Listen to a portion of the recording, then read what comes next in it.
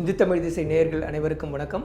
மக்களவைத் தேர்தல் 2024 முன்னிட்டு பல்வேறு மாநிலங்களின் தேர்தல் கள நிலவரம் குறித்து பார்த்து வருகிறோம்.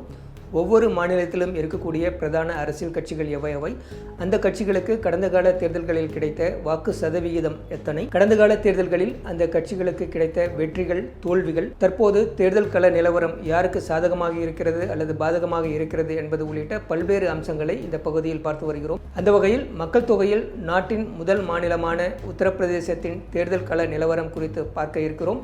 2011 மக்கள் தொகை கணக்கெடுப்பின்படி உத்தரப்பிரதேசத்தில் 19,98,00,000 மக்கள் வசிக்கிறார்கள். இவர்களில் இந்துக்கள் 79.73% இருக்கிறார்கள். முஸ்லிம்கள் 19.26% இருக்கிறார்கள். கிறிஸ்தவர்கள், சமணர்கள், சீக்கியர்கள், பௌத்தர்கள் உள்ளிட்ட இதர பிரிவினர் 1% குறைவாகவே வசிக்கிறார்கள். உத்தரப்பிரதேசத்தின் கல்வி அறிவு 67.68%, இதில் ஆண்களின் கல்வி அறிவு 77.28%, பெண்களின் கல்வி அறிவு 57.18% இருக்கிறது. உத்தரப்பிரதேசத்தில் 75 மாவட்டங்கள், 80 மக்களவை தொகுதிகள், 403 சட்டப்பேரவை தொகுதிகள் இருக்கின்றன. வேறு எந்த மாநிலத்திலும் இல்லாத வகையில் உத்தரப்பிரதேசத்தில் 80 மக்களவை தொகுதிகள் இருப்பதால் மத்திய ஆட்சியாளர்களை தீர்மானிப்பதில் இந்த மாநிலத்தின் பங்கு மிகவும் முக்கியமானதாக பார்க்கப்படுகிறது. உத்தரப்பிரதேசத்தில் 200க்கும் மேற்பட்ட அரசியல் கட்சிகள் இருக்கின்றன. எனினும் பாரதிய ஜனதா கட்சி, சமாஜ்வாதி கட்சி, பகுஜன் சமாஜ் கட்சி, காங்கிரஸ், ராஷ்டிரிய லோக்தள், அப்னா தள் சோனிலால், ஜன்சத்தா தள் லோக்தந்திரிக், நிஷாத் கட்சி, சுகல்தேவ் பாரதிய சமதா கட்சி ஆகிய 9 கட்சிகளே சட்டப்பேரவையில் உறுப்பினர்களை கொண்டிருக்கின்றன.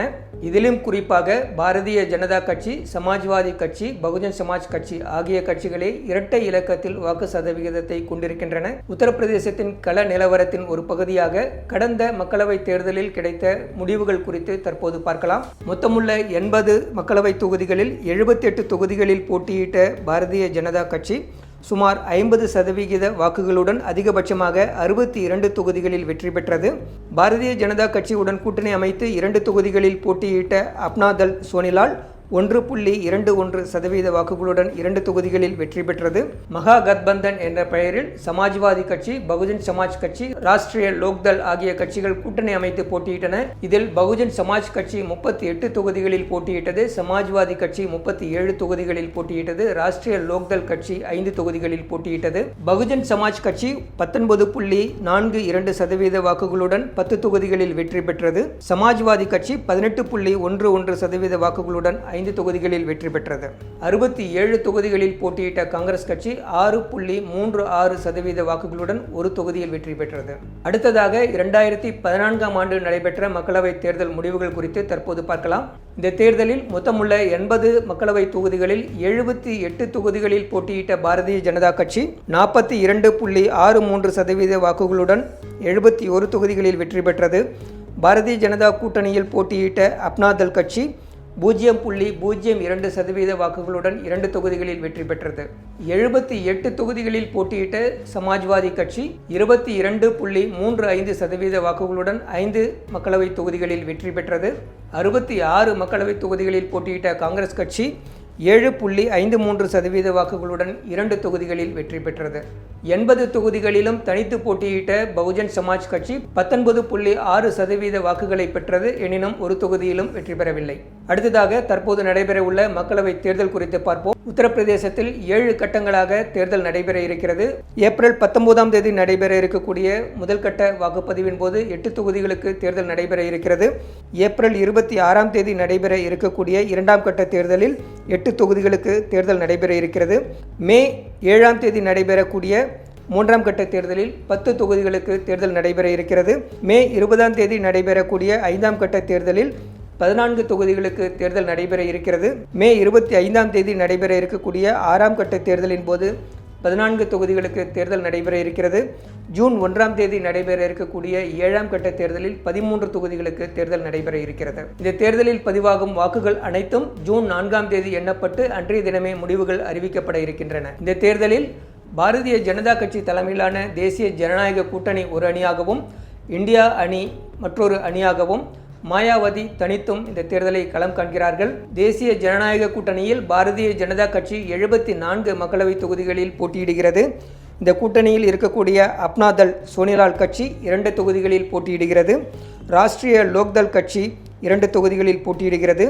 சுகல்தேவ் சமாஜ் கட்சி 1 தொகுதியிலும், நிஷாத் கட்சி 1 தொகுதியிலும் போட்டியிடுகின்றன. இந்தியா கூட்டணியில் சமாஜ்வாதி கட்சி 62 தொகுதிகளில் போட்டியிடுகிறது. காங்கிரஸ் கட்சி 17 தொகுதிகளில் போட்டியிடுகிறது. இந்த கூட்டணியில் இணைந்திருக்கக்கூடிய திரிணாமுல் காங்கிரஸ் கட்சி 1 தொகுதியில் போட்டியிடுகிறது. மாயாவதி தலைமையிலான பகுஜன் சமாஜ் கட்சி மொத்தமுள்ள 80 தொகுதிகளிலும் தனித்து போட்டியிடுகிறது. இந்த தேர்தல் களம் யாருக்கு சாதகமாக இருக்கும் என்பது குறித்து தற்போது பார்க்கலாம். 2014ஆம் ஆண்டு நடைபெற்ற மக்களவைத் தேர்தலைப் போலவே 2024ஆம் ஆண்டு மக்களவைத் தேர்தலையும் மாயாவதி தனித்தே எதிர்கொள்கிறார். இந்த தேர்தலில் மாயாவதி தலைமையிலான பகுஜன் சமாஜ் கட்சி குறிப்பிடத்தக்க அளவில் வாக்கு சதவிகிதத்தை பெறும். அதே நேரத்தில் குறிப்பிடத்தக்க அளவில் வெற்றி பெறுவதற்கான வாய்ப்பு குறைவாகவே இருப்பதாக அரசியல் நோக்கர்கள் கருதுகிறார்கள். இதுவரை நடத்தப்பட்ட 8 கருத்து கணிப்புகளில் பகுஜன் சமாஜ் கட்சி குறைந்தபட்சம் 0 தொகுதிகளிலும் அதிகபட்சம் 3 தொகுதிகளிலும் வெற்றி பெறுவதற்கான வாய்ப்பு இருப்பதாக கணிக்கப்பட்டுள்ளது.